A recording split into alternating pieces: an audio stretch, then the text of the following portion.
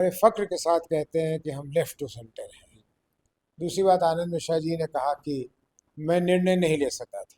ये तो वही बात हो गई कि किसी को मैं कहूँ चलो तुम्हें गाड़ी से चलाना सिखाता हूँ, और वो कहे कि तुम मुझे नहीं बताओगे कि ब्रेक कब लगाना है और गियर कब बदलना है। भाई आप आईपीएस में थे ना। अब आपको मैं अगर आईपीएस का नौकरी कैसे करते हैं ये समझाने लगूं तो मुझे लोग मूर्ख कहेंगे। भाई उसकी ट्रेनिंग आपके पास है, वो उसकी विधि आपको मालूम है। लेकिन हम राजनीति करने आए, राजनीति में तो आपको जो राजनीति में है वही बताएगा, वही सिखाएगा। और आपको तो स्वागत करना चाहिए ऐसे सीखने का। आपको ज्ञान तो कभी खाली जाता नहीं है। तो आपको कोई ज्ञान दे रहा है कि कोई काम कैसे करना है तो वो ग्रहण कीजिए। और अगर इतनी आप में परिपक्वता नहीं आई है कि आप किसी की बात सुन सकें और समझ सकें, तो आपको शुभकामनाएं। आपको जो आगे करना है करें। एक जगह कहीं बयान दे दिया कि मैं तो बीजेपी के लिए इस्तीफा दे के आया था और बीजेपी ने बीजेपी बीजेपी से लड़ूंगा। तो भाई रास्ते में आपको जनसुराज कहाँ दिख गया? और अगर दिख गया और हमने देखा आप में कि एक क्षमता है, तो हमने आपको बड़ी जिम्मेदारी दी थी। उसको करके दिखाते तो शायद बीजेपी वाले और प्रसन्न होते और भी ऊंची जगह पे आपको ले जाते। कई लोग पार्टी से जुड़े भी हैं। लेकिन आरसीपी सिंह के सवाल पर हम आएंगे बाद में। लेकिन कई लोग पार्टी से जुड़े हैं, लेकिन कई लोगों ने पार्टी छोड़ भी दी है। कुछ लोगों ने बहुत गंभीर इल्जाम भी लगाए, जैसे मुनाजिर हसन, बिहार सरकार के पूर्व मंत्री। उनसे जब हमारी बात हुई तो उन्होंने टिकट बेचने का आरोप लगाया। अभी आनंद मिश्रा, पूर्व आईपीएस, उन्होंने भी पार्टी छोड़ दी है, जो खबर है कि इस्तीफा वगैरह दे दिया है। तो कुनबा खाली भी हो रहा है, कुनबे में लोग आ भी रहे हैं और जा भी रहे हैं। जाने वालों को कैसे देखते हैं, उनको कैसे रोकेंगे, ये भी एक चुनौती है। आना जाना एक खाते की तरह है। लेकिन उस खाते का जब शाम को अकाउंटेंट हिसाब करता है तो देखता है कि ज़्यादा खर्च हो गए या ज़्यादा आय हो गई। तो मैं समझता हूँ कि जनसुराज के मुख्य अकाउंटेंट के तौर पे मैं ये कह सकता हूँ कि अगर आने जाने वालों की जोड़ संग की जाए, जोड़ घटाओ, तो हमारी कुनबा बहुत बढ़ी है। आनंद मिश्रा को क्यों नहीं मना रहे? एक मिनट में आता हूँ एक एक करके। अब आपने बहुत ही कद्देवार नेता, बहुत सीनियर नेता मुनाजिर हसन साहब की बात की कि वो आए और फिर चले गए, जाते जाते टिकट बेचने का इल्ज़ाम लगा गए। ये मुनाजिर हसन साहब बताएंगे कि कौन सी टिकट थी और कहाँ बिक गई, क्योंकि अभी चुनाव तो 6 महीने आगे है। हमने अभी टिकट किसको मिलेगा इस पर ध्यान भी नहीं किया है। बहुत सारे आवेदन एक एक क्षेत्र से ढेर सारे आवेदन आए हुए हैं, जो हमें प्रोत्साहित भी करता है एक तरह से कि इतनी लोगों में जोश है कि वो जनसुराज के चुनावी प्रतिनिधि बने और चुनाव में उतरे। तो ये तो मैं समझता हूँ बहुत सीनियर है, मैं उनके लिए कुछ कहना नहीं चाहता। लेकिन ये अनर्गल बात है, इसमें कोई तथ्य नहीं है। अब नहीं। आप आनंद मिश्रा जी पे जी। वापस आते हैं। भाई इन्होंने तो मुझे तो बहुत परेशान किया है पिछले 15 दिनों से। हर इंटरव्यू में मुझसे आनंद मिश्रा जी के लिए पूछा गया है। मेरी जानकारी के अनुसार इन्होंने हमारे युवा विंग के अध्यक्ष पद से इस्तीफा दिया। और शायद इन्होंने कहीं कहा भी कि मैं हाथी का दांत दिखाने वाला नहीं हूँ, मैं काम करने के लिए आया था और मुझे काम नहीं करने दिया जा रहा है। देखिए, किसी नए व्यक्ति को मैं यह गाड़ी भी कहा कि अ, मेरी विचारधारा राइट टू सेंटर है और वहाँ विचारधारा लेफ्ट टू सेंटर है, इस तरह की बात बोली कही। हम बड़े फख्र के साथ कहते हैं कि हम लेफ्ट टू सेंटर हैं। बहुत फख्र के साथ कहते हैं हम पूंजीवादी, शुद्ध पूंजीवादी में विश्वास नहीं करते बीजेपी की तरह।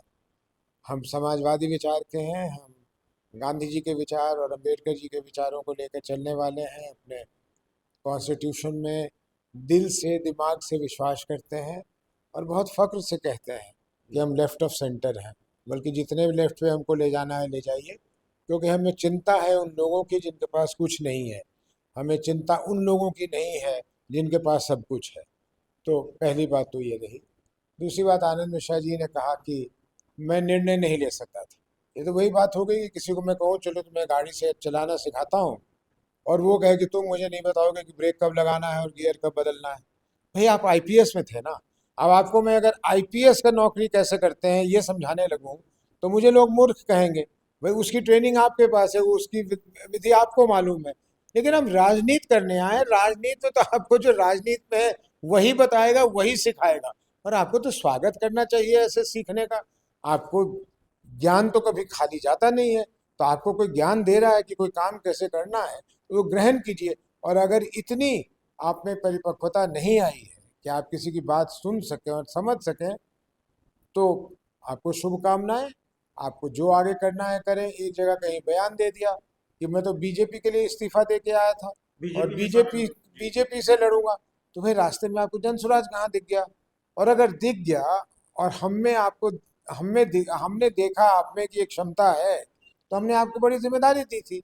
उसको करके दिखाते तो शायद बीजेपी वाले और प्रसन्न होते और भी ऊंची जगह पे आपको ले जाते। लेकिन ऐसा आपने नहीं किया, तो कहीं ना कहीं मानसिक रूप से अस्थिरता दिखाती है। अभी भी उन्होंने पार्टी छोड़ा है या नहीं छोड़ा है, मैं राष्ट्रीय अध्यक्ष के नाते कह रहा हूँ कि मेरे पास स्पष्टता नहीं है। टीवी वालों के थ्रू सुनता हूँ उन्होंने इस्तीफा दे दिया है। भाई दे दिया है तो शुभकामनाएं। कि मैं बीजेपी में चला जाऊंगा तो कोई रोक नहीं रहा है, हम तो कहीं नहीं रोक रहे कि आप बीजेपी में ना जाएं, आप आरजेडी में ना जाएं, जहाँ इच्छा हो वहाँ जाएं। लेकिन जहाँ जाएं वहाँ स्थिर होकर काम करें, तो आगे बढ़ेंगे। ऐसे ऐसे आना जाना, तो ये अच्छी बात नहीं। लेकिन बिहार को एक बड़ा सरप्राइज दिया आपने, और ये कैसे हुआ ये बिहार जानना चाहता है। आरसीपी सिंह जिनके बारे में हमने कहा कि हम आएंगे आगे उस सवाल पर, अब सवाल की बारी है। आरसीपी सिंह और प्रशांत किशोर दोनों एक साथ आ गए, हालांकि दोनों एक ही पार्टी में थे, जनता दल यूनाइटेड में थे, लेकिन जितना हमने देखा समझा है, जेडीयू में रहते हुए आरसीपी सिंह और प्रशांत किशोर के बीच टकराव तनाव की जो स्थिति रही, या जो खबरें आती रही, चर्चा ये भी रही कि प्रशांत किशोर अगर पार्टी से बाहर किए गए तो आरसीपी सिंह की भी भूमिका रही। लेकिन अब दोनों एक साथ आ गए, एक तरह से दो सियासी दुश्मन, और दोनों एक हो गए 2025 के विधानसभा चुनाव से पहले, और भनक भी नहीं लगने दी आप लोगों ने। बहुत जल्दी जल्दी में रातों रात ये खबर आई। कैसे हुआ, आरसीपी सिंह को कैसे ले आए जनसुराज में? पहली बात तो हम सभी लोग, जिसमें प्रशांत जी भी सम्मिलित हैं, हम लोग राजनीति में किसी को दुश्मन नहीं समझते हैं। ये शब्द ठीक नहीं है, काहे के दुश्मन है। दूसरी बात, वो एक ही पार्टी में काम कर रहे थे। आरसीपी सिंह जी तो आ, नीतीश जी के साथ बहुत पहले से हैं। उस समय तो प्रशांत जी शायद नीतीश जी को जानते भी नहीं थे। एक तरह से समझिए कि 2015 में प्रशांत जी आए और एक अद्भुत चीज करके दिया। जब सभी लोग सोच रहे थे कि मोदी जी की रथ चल रही है, दौड़ रही है, चल भी नहीं रही, तो वैसे में उन्होंने बिहार में दो ऐसे धरों को एक साथ किया, लालू जी को और नीतीश जी को, जो एक समय में लोग समझते थे ये असंभव। खैर वो बहुत सफलतापूर्वक वो गठबंधन, गठजोड़, जो भी उसको कहिए, वो बना और बिहार पे उसने बीजेपी को मात दिया और बिहार में अपना ये किया। जब सरकार बन गई तो सरकार बनने के लिए, गठबंधन बनने के लिए पहले जो योजनाएं बनी थी, जिसमें 7 निश्चय भी उसका एक हिस्सा था, वो प्रशांत जी बना रहे थे। और आरसीपी सिंह जी जो नीतीश जी के करीबी थे, उनको उनके भी कुछ विचार रहे होंगे। तो विचारों का मतभेद, ये मनभेद नहीं होता, ये कोई एक दूसरे के लिए दुश्मनी नहीं पाल लेते ये लोग। कैसे ले आए अब आरसीपी? एक मिनट, अब प्रशांत जी गए कैसे बाहर? आपने ये भी कहा ना कि इसमें आरसीपी का हाथ था। बिल्कुल कहीं से दूर दूर तक हाथ नहीं था। नहीं, वो हमें पता है कि सीए को लेकर उनकी राय सीए अलग को थी। लेकर अलग था, और इन्होंने अवसरवादी राजनीति की, जो नीतीश जी जिसके लिए अब मशहूर हैं। तो प्रशांत जी चले गए, ये कोई बहुत बड़ी बात नहीं। जब आरसीपी जी के साथ नीतीश जी ने खेल खेला तो वो दुखी होकर चले गए। जी। और चले गए तो उनकी एक बहुत बड़ी जेडीयू के कार्यकर्ताओं पर, अन्य लोगों पर सामाजिक तौर पे उनकी एक पहचान बनी हुई थी। उन्होंने एक पार्टी बना ली। वो पार्टी भी वही काम करना चाह रही थी जो हम करना चाह रहे हैं। जिस तरह से हम बिहार को सुधारना चाह रहे हैं, उनके मन में भी इच्छा थी कि वो बिहार को सुधारें। स्वाभाविक है कि हम लोगों की आपको लगता है कि ये रातों रात हो गया, बिल्कुल रातों रात नहीं हो गया। इसके पीछे पता नहीं कितनी चर्चाएं नहीं, हुई। आपने पहल की या आरसीपी सिंह ने अपनी तरफ से पहल की? क्या फर्क पड़ता है कि पहला फोन उठाकर, ये वही बात होगी कि पाकिस्तान ने सीज फायर किया, या इंडिया ने सीज फायर किया, कि अमेरिका ने, किसने पहले फोन उठा लिया? ट्विटर तो पहले, ट्वीट तो डोनाल्ड ट्रंप ने ही किया। तो खैर ये आवश्यक नहीं है कि उन्होंने पहल किया हमने पहल किया। आवश्यक ये है कि उस वार्ता से जो निकल के आया वो एक सकारात्मक चीज निकल के आई, कि दो लोग लड़ते आपस में, वोट को बंटवारा करते और एक ही मकसद के लिए। वोट की बंटवारा तो भी होगी, लेकिन वोटों की बंटवारा दो ऐसे धड़ों में जो वही काम करना चाहती है बिहार के लोगों के लिए, इसका कोई तुक नहीं था। और मैं जितनी बड़ाई करूं आरसीपी जी की, सुलझे हुए व्यक्ति जिनको हर तरह से हर चीज का एक अनुभव है, खास करके बिहार में उनको अनुभव है, उन्होंने जब सारी बातों को समझा तो बिना किसी शर्त, ये मैं दोहरा दूं, बिना किसी शर्त के उन्होंने कहा कि साहब हमने अपने लोगों से बात कर लिया, हम अपनी पार्टी को आप में सम्मिलित कर लेते हैं। और आपने देखा होगा थोड़े दिन पहले उनके कार्यकर्ताओं से भी प्रशांत जी की मीटिंग हुई थी और सारे लोग बहुत खुश हैं।